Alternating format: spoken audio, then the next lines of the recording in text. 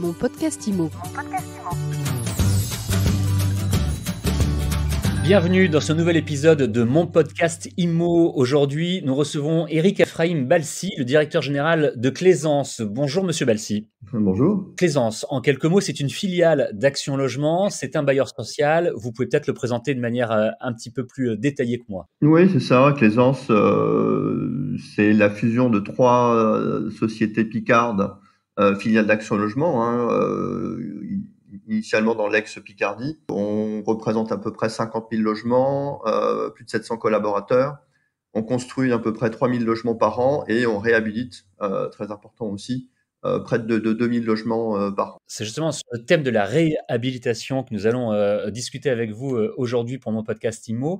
Il faut peut-être préciser aussi que vous êtes un acteur, un bailleur social parmi les plus importants. Oui, tout à fait. On est le troisième des Hauts-de-France et on est le troisième du groupe Action Logement. Donc c'est vrai qu'on commence à peser, d'où aussi cette volonté il y a 2-3 ans de vouloir fusionner pour en faire un acteur important et en capacité de mobiliser des ressources plus importantes forcément, parce que dès que vous avez une surface financière importante, vous avez plus de chances d'aller d'obtenir des fonds, d'être financé et d'avoir la confiance des acteurs comme la Caisse des dépôts, etc., pour véritablement vous accompagner dans votre développement. Et alors justement, des fonds, vous en avez débloqué d'une manière assez importante pour entamer une opération de réhabilitation de grande ampleur de plusieurs milliers de logements. Et ce qui nous intéresse particulièrement aujourd'hui, c'est notamment de radiateurs.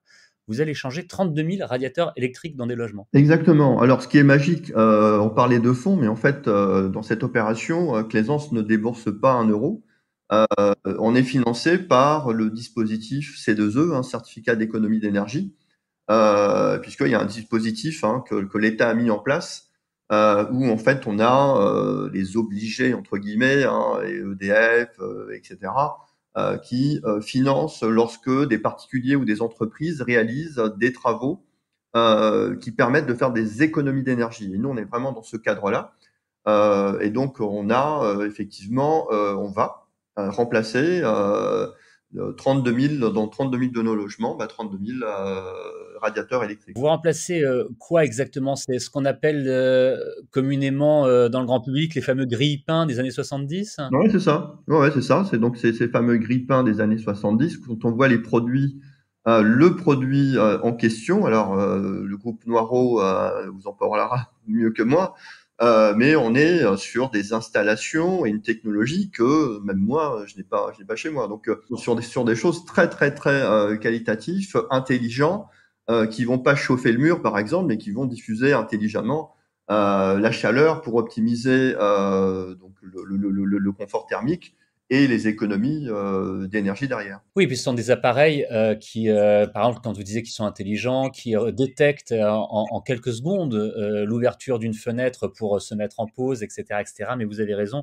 on aura l'occasion de parler avec Noireau, qui est votre prestataire sur ce sujet, lors d'un autre épisode de mon podcast IMO, parce que c'est vraiment un sujet très intéressant. On parle d'économie d'énergie, mais on parle d'économie financière, tout simplement aussi pour les habitants de ces logements. Complètement. Vous avez pu les chiffrer? Ils sont assez difficiles à chiffrer parce que ça dépend en fait de l'immeuble. Oui. Vous avez des immeubles qui ont des charges et une structure qui est beaucoup plus importante, mais sur le chauffage en tant que tel, ça peut être du 20 à 30 euros par mois, donc c'est pas neutre. Une moyenne que je donne, c'est vrai que dans les on va dire dans la situation actuelle où il y a quand même dans certains territoires et notamment dans l'Aisne une certaine paupérisation avec la crise sanitaire notamment. C'est vrai qu'au niveau du logement, il faut véritablement qu'on puisse accompagner, aider les populations. Et sur le loyer, évidemment, il est très très très compliqué d'agir parce que c'est l'équilibre global de nos opérations qui serait remis en cause. Mais par contre, là où on peut réellement leur apporter une aide financière directe avec un investissement intelligent comme ce qu'on a fait là, c'est le chauffage. C'est vrai que sur le chauffage, il y a vraiment beaucoup d'économies à faire. On peut même faire plus. Et on poursuit, nous, nos travaux. Donc ça, c'est une première, on va dire, opération. On essaye de réfléchir à d'autres technologies. Alors Noireau, évidemment, ils sont très précurseurs. Ils ont vraiment un centre de recherche là-dessus. Ils sont très spécialisés, mais on est ouvert à d'autres. Et dès qu'on a des technologies intéressantes et qu'on peut en plus faire financer par des dispositifs de l'État, on n'hésite pas. Et ça semble presque logique, même si ça n'est pas forcément toujours pour tout le monde. Eric Elfheim-Valsi, je rappelle que vous êtes le directeur général de Claisance, que vous êtes un important bailleur immobilier dans le logement social. Comment est-ce qu'on organise une telle opération? Ça ne se décide pas en quelques semaines. Ça fait combien de temps que vous travaillez là-dessus? Très honnêtement, ça, je crois qu'on avait visité l'usine Noireau il y a 2 ans ou 2 ans et demi. Le temps passe vite. Et c'était une première visite. Alors en fait, nous, on est assez sensible aussi au développement des entreprises françaises. Le circuit court, le développement durable, l'environnement, c'est bien, mais si on peut en plus faire bénéficier l'économie locale, c'est encore mieux. Et on avait été visiter donc d'abord à Fauquer en Vimeux et puis à Laon, Noireau, pour voir un peu ce qu'ils font. Et on a visité leur centre de recherche, l'usine, hein, c'est super, hein, c'est très très intéressant. Et on a été assez séduit par le dynamisme et le volontarisme du dirigeant. Et on s'est dit, il faut absolument qu'on essaye de faire quelque chose avec eux si on peut, puisqu'on est soumis au code des marchés, donc on ne peut pas nous négocier comme ça de gré à gré, mais en tout cas, on peut trouver des solutions intelligentes pour faire bénéficier l'économie locale. Et on a d'autres partenaires comme Enerlis qui, eux, sont véritablement des spécialistes du dispositif C2E. Oui. Et en plus, il s'avère qu'on a aussi des partenaires comme Flamme Bleue à Chauny. Et un peu par hasard, on se réunit, on en parle et en disant, tiens, est-ce qu'on ne pourrait pas faire une opération importante tous ensemble parce qu'il y a des spécialistes. Hein. Nous, c'est vraiment le client, comme vous l'avez dit, c'est le locataire qui, au final, doit en bénéficier, il doit avoir un confort thermique, c'est très important, et en plus, faire des économies en matière de charges.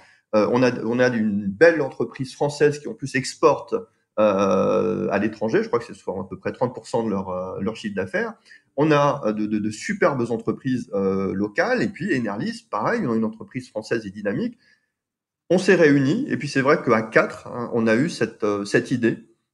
Puisqu'au final, tout le monde y gagne. Et c'est un financement de 4,8 millions qui est entièrement pris en charge par le dispositif C2E. Donc, c'est vrai qu'on ne peut pas le faire seul. Nous, Noireau, c'est pareil, on peut avoir les meilleures technologies, mais s'il n'y a personne véritablement pour voir l'utilité finale du consommateur, du client, c'est un peu dommage parce que ça prend pas.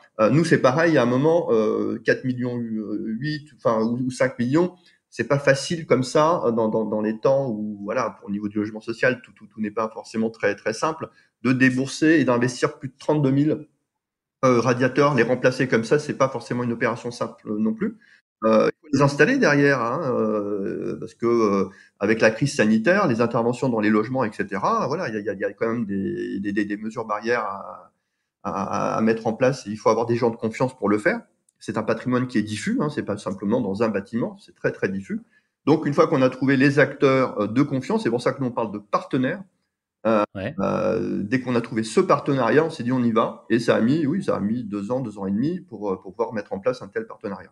2 ans et demi pour tout cela. Une solution, je retiens, c'est intéressant aussi, qui est quasiment 100% picarde, puisque tout ça se passe en Picardie, avec des entreprises de Picardie dans des logements de Picardie. Donc c'est intéressant aussi le côté régional de tout ça, qui peut être reproduit dans d'autres régions en France, j'en doute pas.